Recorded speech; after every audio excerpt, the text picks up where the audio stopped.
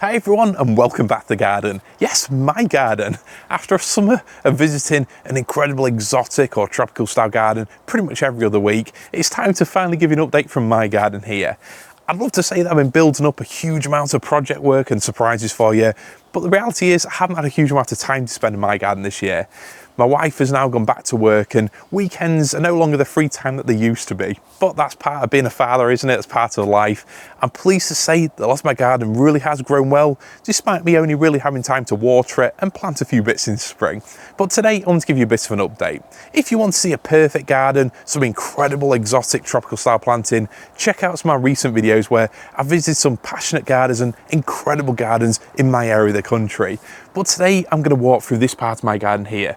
Just the jungle part, because believe me, the rest of it isn't quite ready for a video yet. If you could see what I could see there, then let's just say I'd probably be stripped of my rights to own a gardening channel on YouTube. It's certainly a bit of a mess, so one bit at a time. But today we're going through the jungle area. You're going through this tree fern walk here, and behind it we've got the clearing area with the Gunnera in the middle. And in today's video, there's no real theme. I'm not going to talk so much about overwintering or how things are growing over the summer. It's more of a general chat about this style of gardening, some of my successes, some of my failures, and some of the plants which I might be moving around a little bit next year, because a garden is always evolving. But anyway, enough talking. Let's get on with this tour of my garden in late October. I hope you enjoy it.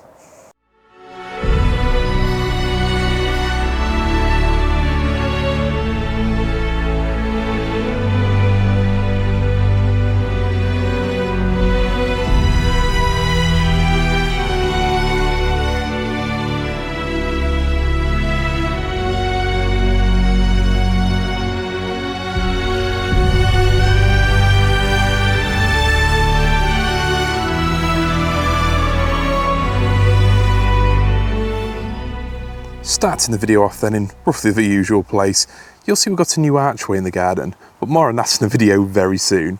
But as we slowly walk into this jungle area of the garden, we've got the Borinda papyrifer, which is an absolutely stunning bamboo. And here this year, it's not done a huge amount, but it's definitely sent up some more of those beautiful upright culms. But I probably shouldn't talk about it too much because they're quite hard to get hold of. Instead, as we pass through the border, we'll look at some of the, we'll say, more normal tropical style or jungle plants, which here are definitely showing mixed results currently. So I should point out these leaves here, the Musa basjoo and the Tibet in the background, these have been caught by frosts. So this year, I'm filming this video in late October. Unfortunately, we had one cold spell where the garden got down to around 1 or 2 degrees, and that was enough to have a layer of frost covering these leaves and really just brown them off. But as you can probably tell, I'm not remotely worried about that at this stage.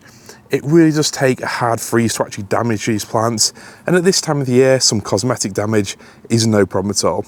Just a little bit of a shame that it's happened when it's been mild for the rest of the month, but we'll see how November goes. The Trachycarpus Princeps new form hybrid, looking absolutely stunning there. This one isn't quite as tall as the one that you'll see in a minute, which really is a stunner, but I've got to say this one really does have a beautiful leaf shape, and soon these evergreens like the bamboo, the Trachycarpus, and hopefully the tree ferns will really come into their own. But as we push through, we'll walk past the Techpanax there. There's plenty of landscaping to be done, probably a project for next year that. And you'll see there, we've got some more browning leaves on the Musa Tibet, but on the whole, that plant has grown really well. And I've got a couple of new pseudostems on it, one of which I'm definitely going to remove and plant somewhere else in the garden. So I've got more of this magnificent plant. And the other one, well, I know there's a couple of you that are after this one, so I'll definitely keep you in mind. Up here, we'll see Salvia concolor, which is a beautiful bluey violet salvia. But this is salvia which flowers quite late on and at a height where, well, let's just say I'm reaching as high as I can, and they're definitely flowering about 8 foot tall. So it's possibly not the best salvia for summer interest or for medium height interest, but something you can just chuck in a jungle border that'll find its way through, push its way to the top. That is a great choice. Now, as we head through the garden into what I call Tree Fern Avenue, you'll see that things are starting to look a little bit past the best. partly because this year I never really got round to, we'll say, making the finishing touches to the garden, putting some tender bedding plants in, juggling things around, and also just because it's that time of year now, it's the end of the season, and really any time now is bonus time. But on the whole, everything is looking lush, green and healthy. All these tree ferns really doing well this year. Obviously, all the rain that we've had over the past summer, winter, summer again, and autumn has definitely helped them really settle in well. Beautiful green fronds on them all, which is really fantastic to see. Now, as we head through, this plant here, Farfugium polycarpa, this has really done well this year. It always seems to get a little bit of damage to the new growth, ends up disfigured, deformed, but this year it's finally come out with a decent flush of leaves, which on the whole look pretty fantastic. So I'm excited to see this one go from strength to strength. This one's actually a Needham's form or Needham's lace, and it really is a beautiful plant. Farfugium polycarpa having a matte finish to the leaves instead of the glossy Farfugia japonica, which you'll see more of very soon. Nestled behind this Farfugia then, you'll see this. You might remember in one of my videos over at the Secret Garden of Louth, I talked about a small tree fern, the one which is basically a brother or sister to the one that Jenny and Roger have. Well, it's this tree fern here, and just look how long the fronds are.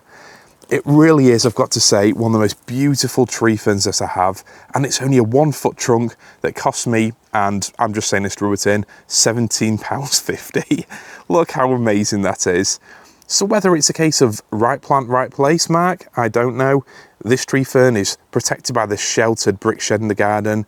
Whether it's a case of younger plants settling well, or whether, I suspect, it's more just a case of this being a very good plant that just settled in right away, who knows? Potentially a mixture of all three, but it really does look fantastic. And now it really is a spectacle to push past, just nestled here under the taller tree ferns. This area really is starting to match the image that I had in my head, at least in terms of structural plants.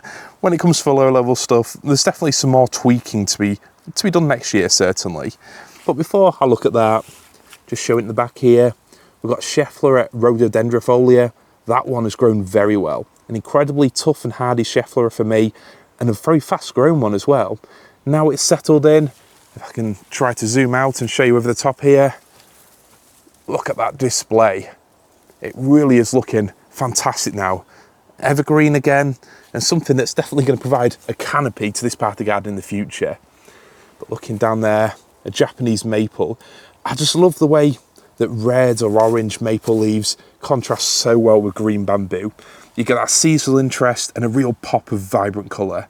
This one is Osakasuki, I think, something like that. Sorry if I butchered the Japanese pronunciation. It really is a stunner if you like autumn colour. This Ensete will be getting moved this next year. I might do it in a few weeks' time actually, dig it up, potentially even divide it, make it into a few new plants to spread around the garden. I think it really just needs a little bit more light, maybe a little bit more moisture than this area here. And the other thing is, the wind really has rattled through the garden this year, and as you can see, it's snapped most of it off. So it seems like a good time to accept it's probably not the right place for this plant, move it somewhere else, and I think it'll actually help visually and practically open up the pathway through here. Because although I do love the having to push past plants, let's face it, this garden is a family garden as well now. So it'd be good to have it so Harriet isn't, getting battered in the face by every single plant on the way through.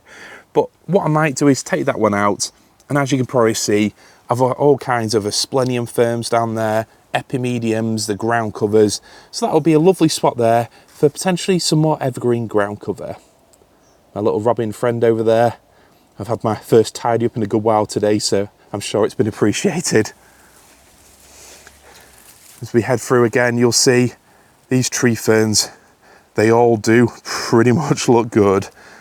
Now the ground ferns are getting to a decent size as well. I could have tied them up this year. Some of these dead fronds could have been removed, but on the whole, it's really starting to come together. And as you probably saw in my video at Georgina's garden, I think these ground ferns really do just complete that sort of ground to mid-story sort of layer in the garden. Absolutely beautiful. They set the ferns off great, and you don't have to spend a lot of money on them either. Now, in terms of specimen plants, look at this Trachycarpus Princeps new form hybrid again. I say specimen plant, this is the palm that you saw in my video, the fastest growing palms in my garden. Bought as a relatively small plant in 2016, 2017, somewhere around there. It was actually planted out at our old house, dug up and transplanted here. But this one hasn't missed a beat. It's grown fantastically well. Huge, great big leaves. They've still got that bluey, silvery colour to the undersides, particularly in winter or on a cold night when you come out with your head torch on. It really does look beautiful. Such a big palm, and that's why I've chosen to plant some more out in my garden this spring, which you'll see again in another video very soon. But as we head through, this is the main jungle area of my garden, the jungle clearing, which, let's just say, clearing maybe isn't the word. Yes, some old problems have resurfaced, like the Gunnera manicata, or cryptica, as I should correctly call it now. This hybrid beast is definitely taken over the garden again. Not in an invasive sense, just because it's massive. Now, before we talk about that, let me show you this little corner first. I don't think I've really come up with a name for this part of the garden, but it's evolved over time. It used to be a kind of mixed border, and now it's really gone into pretty much an evergreen. Someone called it in my local Facebook group, The Village, like a green hug. And I do quite like that description. The way these bamboo are going to continue to grow upright, wrap around you. Originally, I was going to have some kind of, we'll say, timber frame structure, gazebo-y kind of thing here, but I'm pleased I decided against it. I might have some kind of structure to hold the bamboo back, but ultimately, as they continue to grow up, send up new canes, new culms, then, you know, it's going to be less of an issue and I can prune out some of the growth lower down.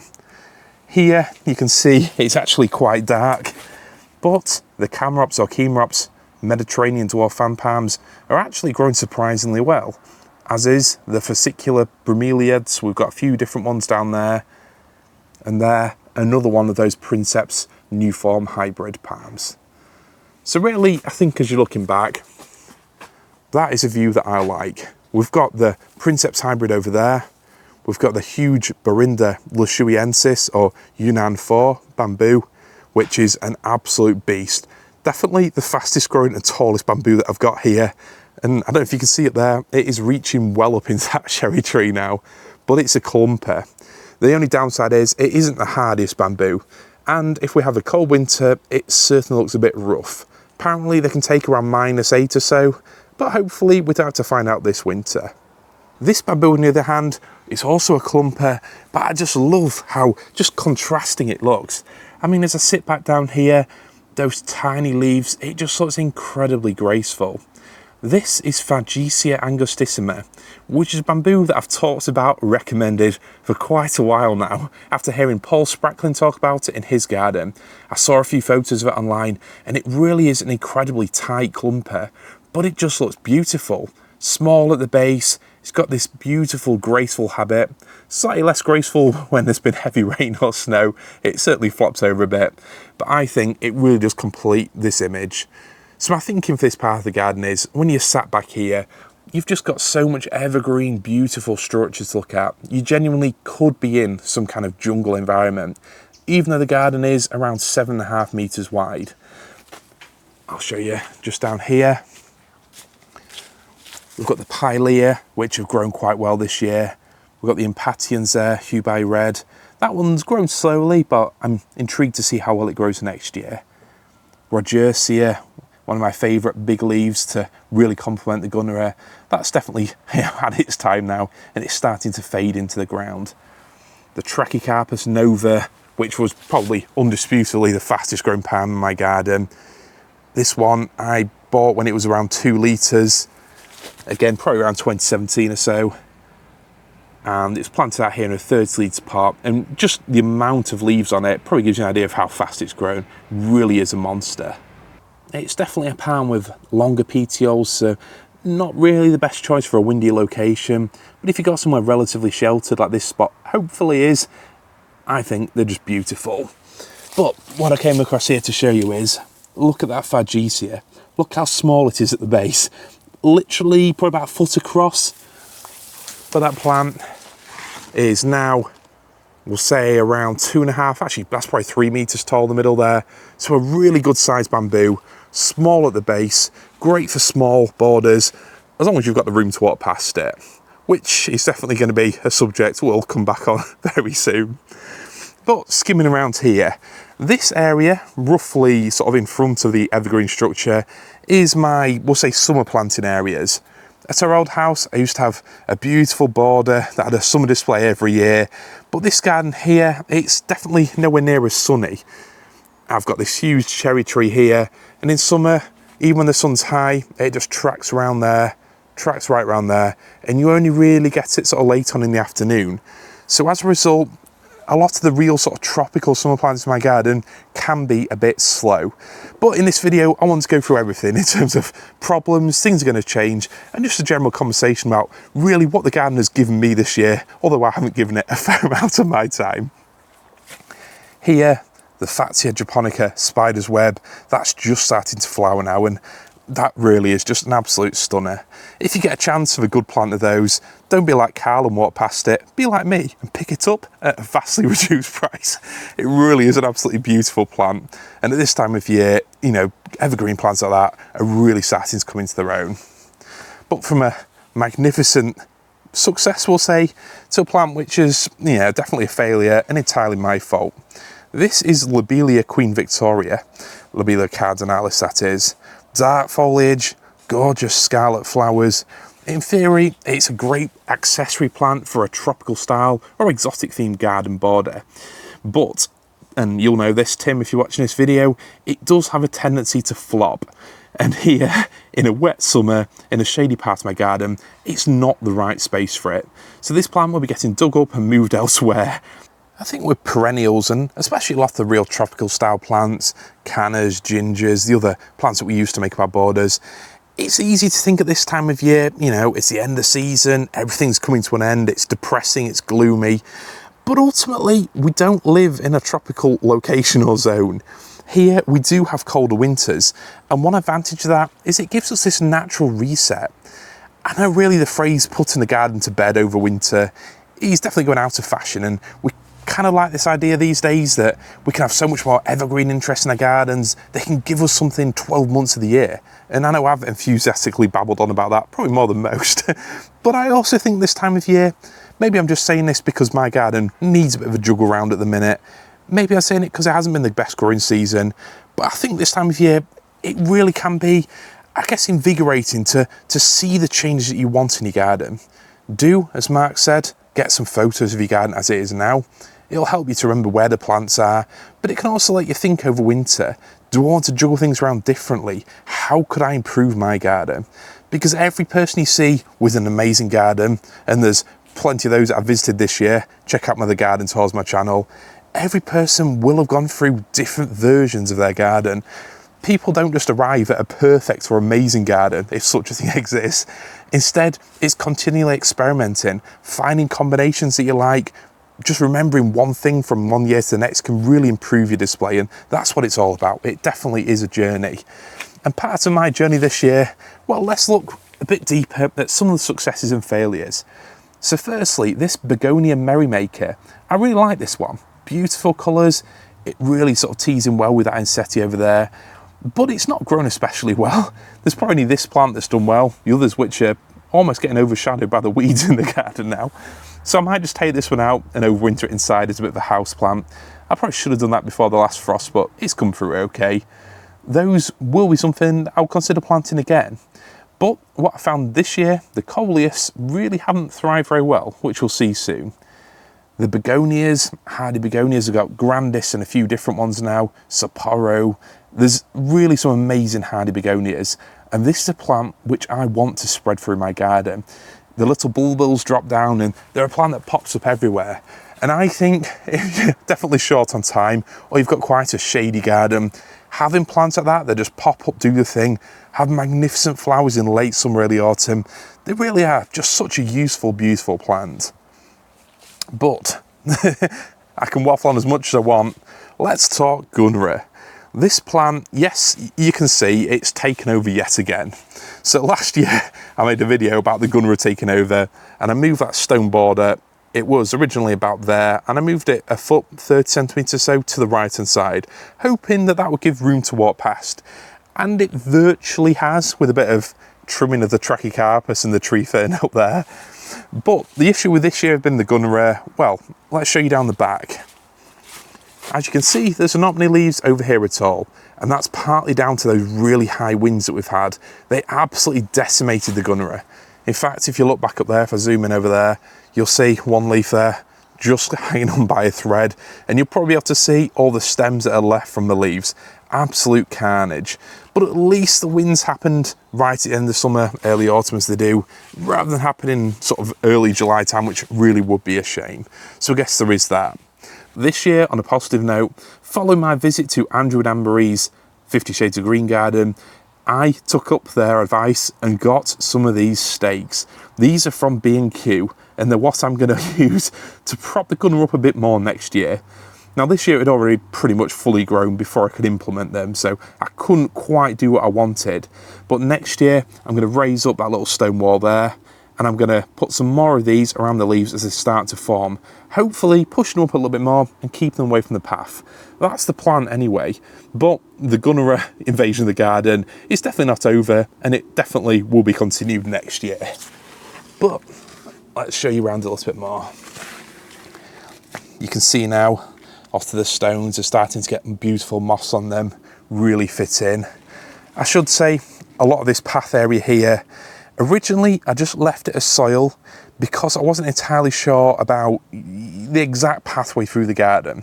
I wanted to be able to move things around, and as we've seen last year, we're moving that border back a little bit. That definitely has paid dividends. But at some stage in the next few years, I will be taking this out and putting hard landscaping down, and that really will transform the garden. I'm looking forward to it, but it's going to be a lot of work, and it won't be anytime soon. But I just wanted to let you know, so you don't think that I'm actually choosing to have a muddy path through my garden. As you can see there, more begonias are self-seeding in it. But behind them, we have this absolutely amazing Farfugium Green Giant. This is a plant which I bought in spring, and I just think it looks absolutely stunning there. Not only does it blend in with the green that I wanted in this sort of central border here, but it's also got that glossiness to it. It just contrasts so well with the matte coarse Gunnera leaves, the fine divided tree fern, and then you've got those beautiful glossy, almost seashell shaped, that was nearly a tongue twister there, almost seashell shaped leaves there. I think it looks fantastic. And at the back, we've got more of those hardy begonias. But looking back a little bit, Persicaria. Now, this is something which you might remember from my video in summer at Mark's Crazy Tiki Garden, or indeed Georgina Yates' beautiful jungle garden. We talked about filler plants. They have the time and they have the place. For me, that time is when you just started a new garden. Maybe you just want some easy plants to fill it up the first year, or if you've got a large garden like me, it's great to have something that can very, very quickly, reliably, easily, cheaply fill a space and do its thing. It looks jungly, and for people who aren't into the plants, you'd walk past that, you wouldn't think anything of it. It just blends in so well with the heuchera down there that's starting to look past its best now. The coleus, which is definitely a little bit drab, the cannas, all the other jungle exotic foliage. But we're now at a point where, do I need as much of Persicaria as I've got? Is there something more interesting I can plant there? We'll see. It might get a bit more hacked back this year while I juggle all the plants in and hopefully have more time to spend developing the borders. Below it, like I said, we've got the beautiful heuchera, and we've also got the Opipogon nigrescens, the black mondo grass to really bring that ground cover. So we'll look up a bit more, you'll see the Trachycarpus fruiting. It's going to be a bumper crop this year. Look at all those. Hopefully plenty of viable seeds, which are generally ready when they turn a sort of purpley dark black colour, which is some point in usually late winter, early spring. This one over here has also got plenty on. I chose to leave them on this year. I know some people say that you can take them off to help the actual plant grow quicker, or, you know, not divert its energy. But personally, I'm leaving them on, and yeah, it'd be cool to have some seeds I can maybe send out to some of you in spring. This Schefflera taiwaniana, grown really nicely. This particular individual was hit hard back in 22, the December cold spell we had, but it's branched up, and hopefully we're gonna have 3 nice strong heads out of it. So we'll have a lovely canopy somewhere up here to really create some beautiful shapes, and well, not that I need any more shade, but it'll really complete the jungle walkway feeling. This is the tree fern that I moved last winter, and it's settled in very nicely. all those other ferns around the base, instantly making it look as home. It's really gone, well, what can I say? Beautiful. It looks fantastic, or at least it will look fantastic in maybe 2 to 3 years time when these Trachycarpus leaves are up there a little bit and it's got a little bit more space to breathe. And again, if I can just juggle the Gunnera leaves a little bit more, then I'll have room to walk past it, which is always good. But let's get on to some more interesting plants. Although firstly, Mark, when I visited your garden, your Gunnera was mocked, even by yourself, but I think my coleus had beaten it. Look at these pathetic little specimens. That's a coleus there, and that's a coleus there. Now, what have I done wrong? Probably nothing. Were they planted out too early? Did they get a bit of cold early in the year? I don't know. Did they get too dry in summer? Potentially. Is this maybe just not the right spot for them? I'm probably leaning towards that. Whereas the hardy begonias are grown really well. So I think one of my ways of being able to have an attractive green lush jungle border here without a huge amount of seasonal care and tender plants might be to let some of these begonias spread around a bit more, add in a few Heconocloa Japanese forest grass, something like that, and potentially even a few more ground ferns, so I can have the jungle look without really relying on tender plants like these coleus to, well, this isn't really a summer display, is it? Absolutely pitiful. But anyway, these things happen. Not everything can be a success. If you want an undisputable success, look at this Hedychium Assam orange. Look how many berries I've got. Get your names in the queue, people, because there won't be many of these to go around. But it's amazing to see that at least I can get 2 out of it. The flowers, obviously, the main reason to grow these plants. And of course, these ones here, I only planted them out early this summer, so it's still very early days to them. They're settling nicely and hopefully come up more reliably and more impressively next year. Looking at the back, I added some more different begonias in. A lot of these actually came from Vic, who is the palm grower over on Instagram. I'll put a link to his page in the description below. At the back there, we've got more Fatsia japonica spiders webs. Some of them displaying that sort of disfigurement to the new leaves that can happen. In the middle of those, we've got a Tetrapanax papyrifer. Now, this one isn't a Rex. This is actually a descendant or a clone of the plant that I had at our old garden. It's not as tough in winter. It definitely has a tendency to die down, and this has come up again twice from the ground, but it just grows so quick, so vigorously, that it's definitely keeping a place here in my garden. So like I mentioned, next year, these Hedychium will certainly form more the focal point of this part of the garden here. I love the foliage, I love the flowers, and I love that they flower early in the summer. So instead of having to wait until around early September time for the Hedychium gardnerianum, these Assam orange definitely flower a lot earlier. So you get a more reliable show, even though there is a cool summer. And another plant which has actually done really well for me, I'll zoom around and show you, are these. They were a bit of a, we'll say impulse buy, you know what it's like. Went to a garden centre in spring, it was Silica Lodge over at Scunthorpe, and these are Fuchsia Gartenmeister. Now, yeah, I'm not really a bedding plant person, and these haven't really grown spectacularly well. I don't really think the foliage is anything special as such, but, well, maybe not here in my shady garden. They have flowered very well and very consistently. So if you've got a bit more sun, and you like plants that are more of a salmon pink, a bright fuchsia pink, shall we say, those are definitely worth a try. But, as we head around a bit more, I think it's time to show you probably my biggest failure of this year. Now, I don't know if this is my failure specifically, but I'll dress it up as that. This tree fern in the middle, it really hasn't done well. And in fact, I noticed it in spring. Now, the actual tree fern itself, the trunk doesn't look like it's grey and dried out. It actually looks quite healthy, that lovely brown colour that they are. But as you can see, the actual fronds aren't as long as last year. And in fact, in summer, I was really worried about it. So what I did, I've actually put a soaker hose all around this ground here. It's just weaving its way around. And that way I could water it a bit more. Because as daft and lazy as it sounds, usually the reason why tree ferns don't do well is either winter or a lack of water. And with that one being at the back of the border, it's not as easy to say spray it with a hose as some of the tree ferns which are literally next to the path. Now, I know that sounds really basic, but I think it's got to be a factor. So hopefully putting the soak hose around the base helped it a bit more. Now, one other thing that I've tried, again, after going to Andrew and Anne-Marie's garden, 50 Shades of Green, is their tip about how to improve tree ferns that are struggling. And I've used liquid seaweed, diluted to half strength, and I poured that over the trunk. I did it once a month through summer. So in, I think it was early July time, August, and then early September. And it has encouraged it to send out some new fronds. Now, they're not quite full size yet, and I do have hope that this will make a full recovery, but it definitely shows that you've got to be, we'll say, alert and aware of your plants. In Cornwall, you can probably leave plants like this and just let them do the thing, and they'll do incredibly well without any protection in winter and without additional watering. But up here, potentially the winter's been a bit colder, or set it back a bit. I think that's most likely.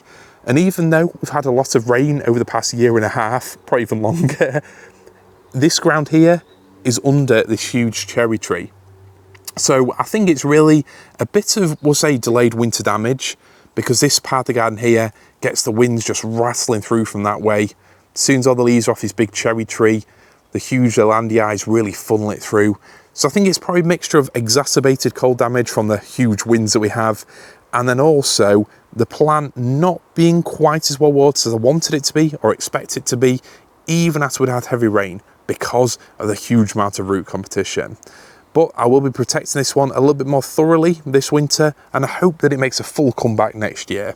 Fingers crossed, because I really would be gutted to see that plant decline anymore.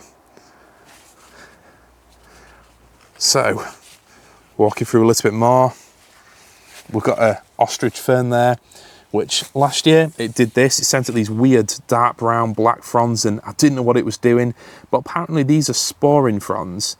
So that's pretty cool if you're into ferns.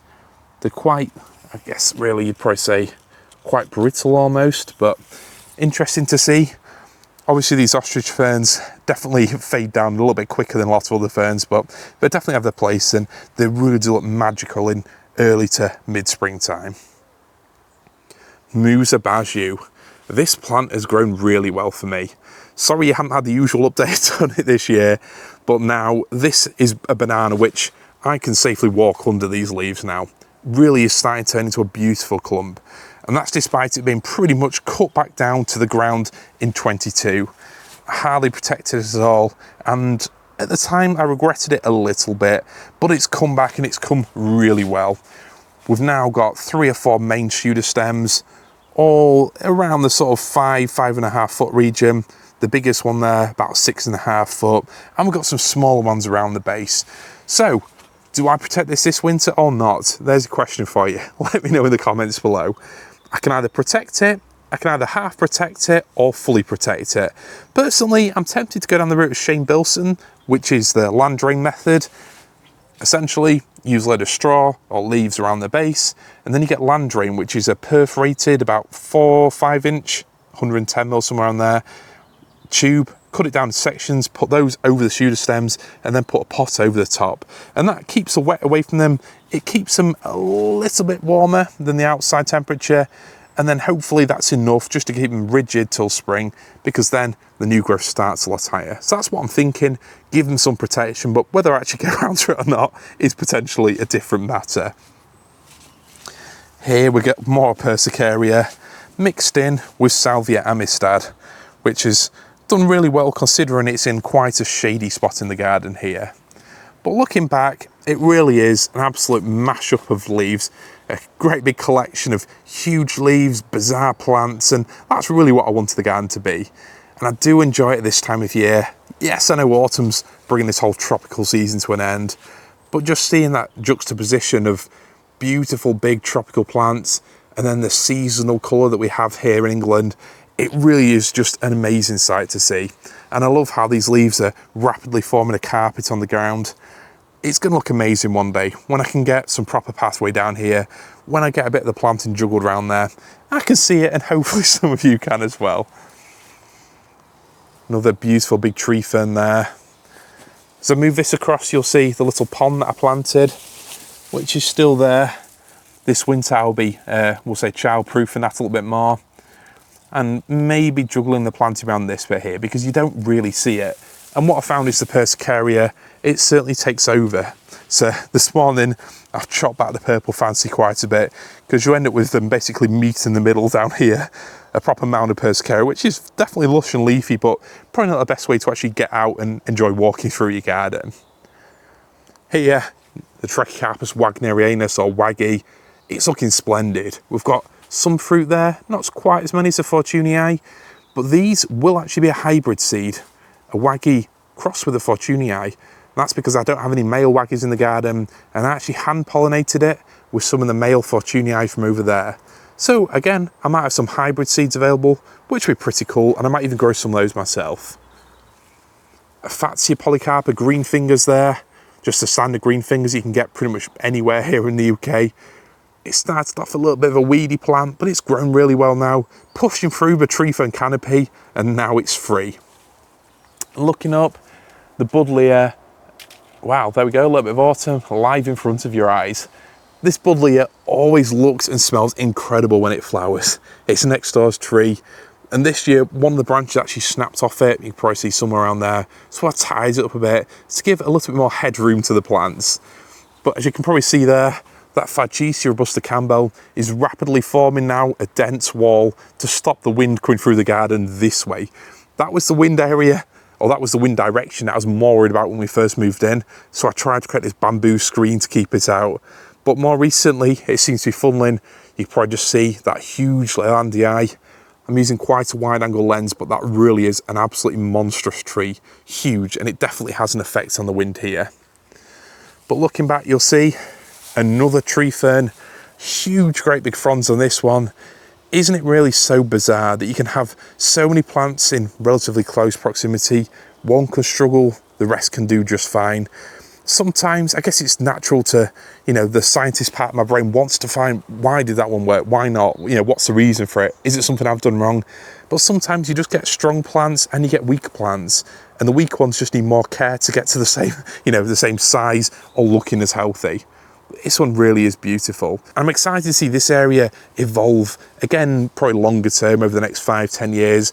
These tree ferns get taller still, and it'll really feel, hopefully, like a Pax authentic, you know, Australian, Tasmanian tree fern environment. I'm looking forward to that. This area might again get juggled around because it's pretty much a waste of a good planting area.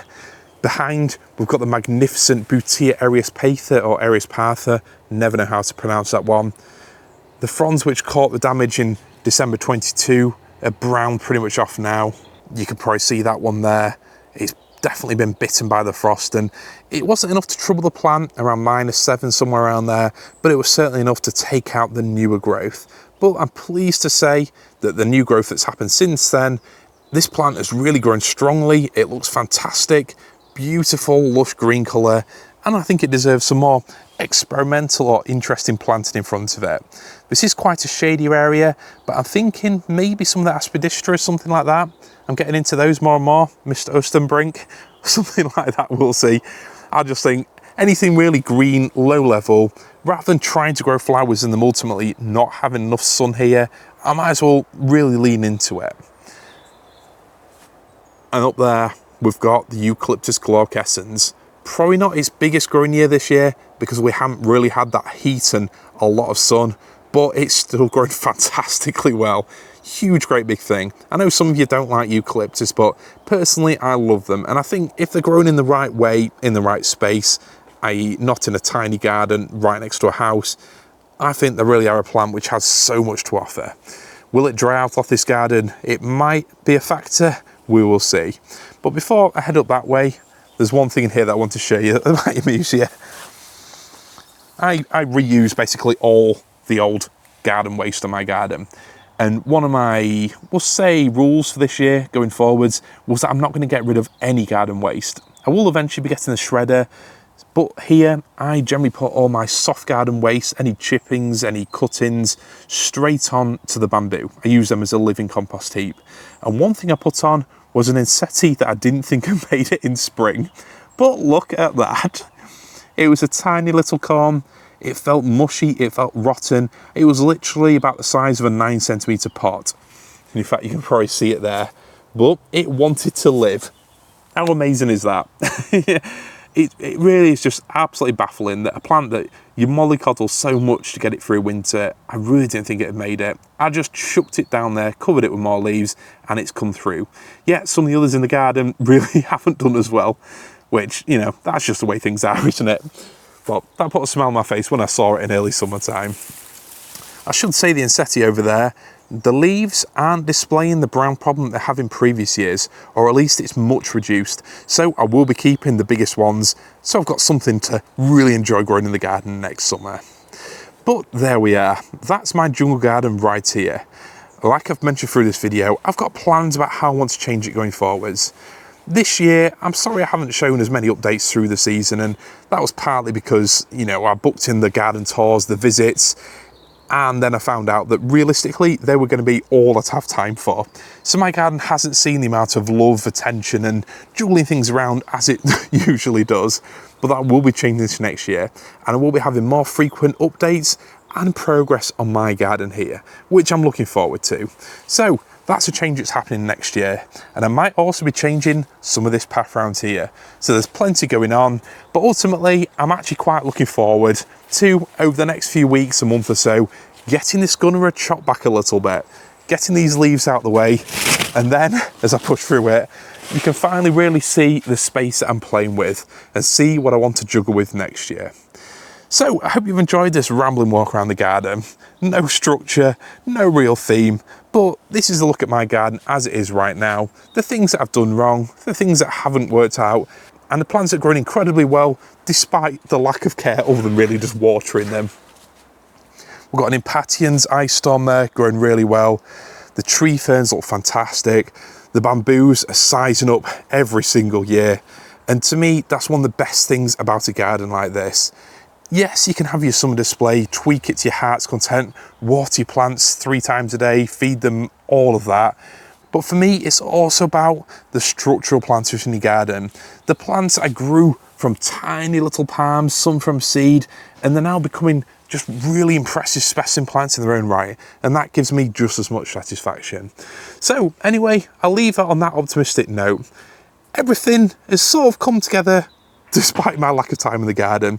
And I think really, with its seasonal carpet of beautiful golden leaves on the cherry tree, it's definitely looking better than I thought it would. So I hope you enjoyed this quick video. Let me know if there's any more informative overwintering videos that you'd like to see in the next few weeks, and I'll try my best for you.